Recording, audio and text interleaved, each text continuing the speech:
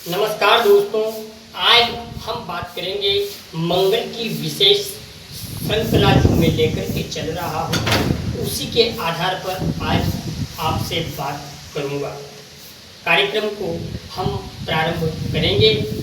उससे पूर्व आपको बता दूँ, चैनल को लाइक शेयर सब्सक्राइब करें और कमेंट में जय श्री राम अवश्य लिखें। आइए दोस्तों, भगवान श्री गणेश को प्रणाम करते हैं और अष्ट सिद्धि नवनिधि के दाता श्री हनुमान जी महाराज को भी प्रणाम करते हैं।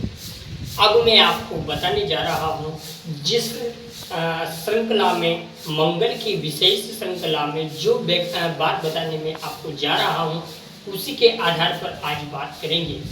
किसी ने मेरे से क्वेश्चन किया था कि अगर लड़की मांगलिक है और लड़का मांगलिक नहीं है तो फिर क्या ये विवाह हो सकता है।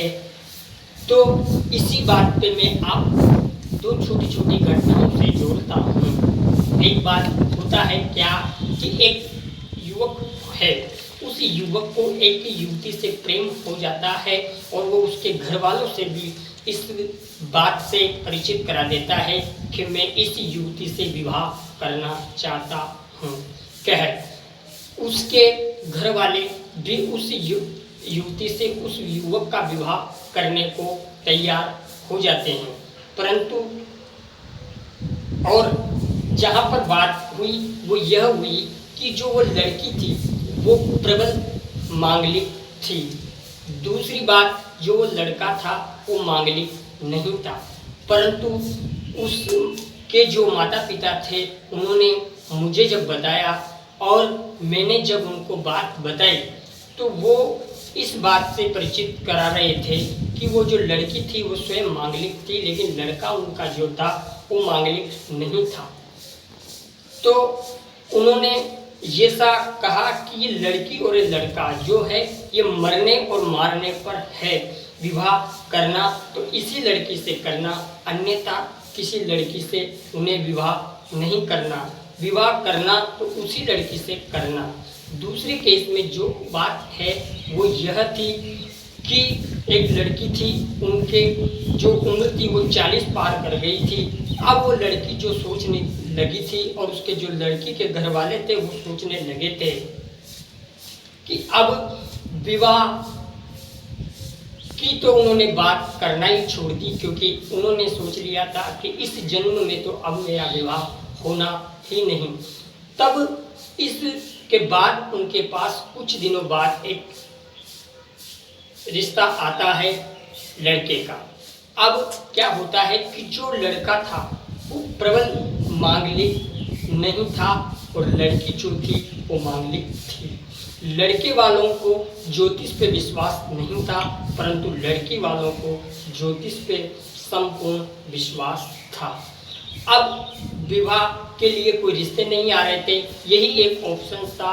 अब करना क्या था दोस्तों, मैं यहाँ बता दूं, इसमें जब ये उपाय करने की बात हो तो इसको बोलते हैं घट विवाह, जो कि शुभ मुहूर्त में पूर्ण विधि विधान से किसी अच्छे विधि विद्वान से ब्राह्मण के द्वारा घट विवाह किया जाता है, तो यह घट विवाह कहलाता है। जब कोई लड़की मांगलिक है और लड़का मांगलिक नहीं है, अथवा कोई लड़का मांगलिक है और लड़की कोई मांगलिक नहीं है, तो इस कार्यक्रम को कराया जा सकता है। लेकिन मैं कह दूं, यहाँ पर स्पष्ट कर दूं, ये अंतिम और अंतिम हथियार है।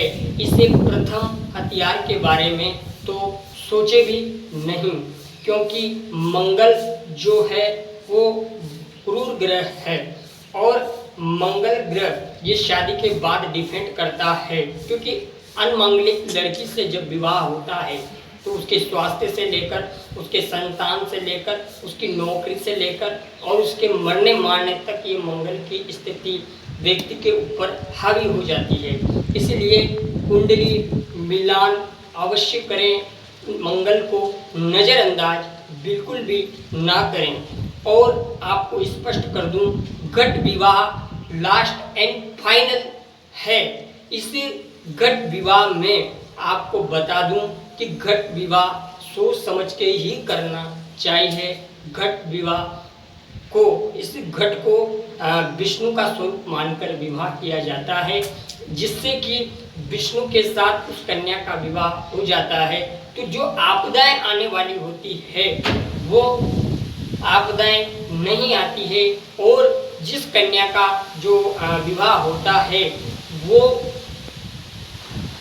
लंबी आयु को प्राप्त हो जाता है। परंतु आप सभी दर्शकों को पुनः समझा दूं कि आप इस उपाय को तभी करें जब अर्जेंट और लड़का और लड़की मरने मारने पे आ जाए, तब ही इस उपाय को करें, अन्यथा नहीं करें, क्योंकि प्यार अंधा होता है। इसे इंग्लिश में भी कहते हैं लव इज ब्लाइंड। प्यार अंधा होता है, किसी से भी कहीं भी हो जाता है। इसीलिए प्यार तो करें, परंतु कुंडली मिलान अवश्य करें, और कुंडली जब नहीं मिलती तो घट विवाह का प्रावधान है, परंतु इसे अंतिम उपाय के रूप में काम किया जाता है। इसे हर समय उपाय के रूप में काम नहीं करते। मंगल के बारे में मैंने ये जो घट विवाह के बारे में जानकारी दी, आज इसी के बारे में मुझे चर्चा करनी थी। नेक्स्ट एपिसोड में मैं फिर मुलाकात करूंगा। तब तक के लिए चैनल को लाइक शेयर सब्सक्राइब करें। पुनः बता दूं, घट विवाह किसी अच्छे विद्वान से ही सलाह लेकर के करें, अन्यथा नहीं। बिना घट के विवाह, नॉन मांगलिक बच्ची का विवाह मांगलिक बच्चे से ना करें।